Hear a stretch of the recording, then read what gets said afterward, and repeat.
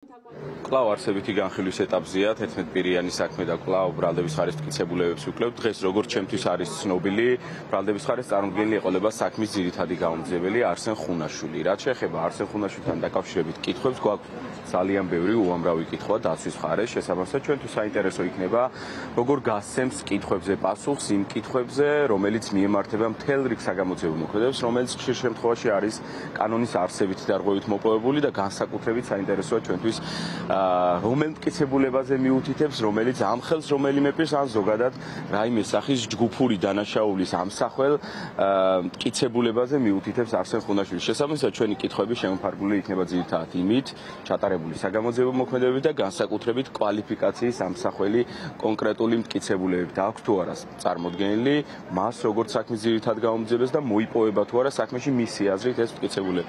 შესაბამისად, შეიძლება მთელი დღის განმავლობაში გაგრძელდეს არსენ ხუნაშვილის დაკითხვა.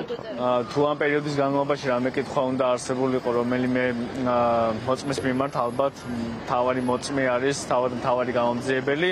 შესაბამისად, გვექნება დღეს დაცვის მხარის მასთან შეკითხვები, როგორც კონკრეტულ მოქმედებთან დაკავშირებით, ასევე ზოგადად წარმართულ გამოძიებასა და საგამოძიებო მოქმედებების ობიექტურობასთან, მიუკერძობასა და ყოვლისმომცემლობასთან კავშირში. რეალურად რასაც აჩვენებს გამოძიება არის ის, რომ ის მიმდინარეობდა მიკერძოებულად და მათ არ ქონდათ რეალურად გათხოვების საგამოძიებო მოქმედება, რატომ შეიძლება ყოფილიყო მნიშვნელოვანი საქმისთვის.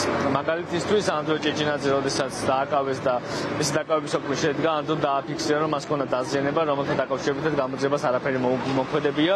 ერთადერთი ნივთი, რომელიც ანდრო ჭეჭინაძიდან ამოღებული არის მობილური ტელეფონი, რომელიც 7 თვის თავზეც კი არ არის ჯერჯერობით მოსული პასუხები, რაც მიანიშნებს იმას, რომ გამოძიებას თავიდანვე არ ქონდა ინტერესი ამ ნივთების და თავიდანვე არ ქონდა ინტერესი კონკრეტული გამოძიების, მათ იცოდნენ როგორ გაგრძელდება პროცესები სასამართლოში და სამწუხაროდ იცოდნენ როგორ დასრულდებოდა ეს პროცესები.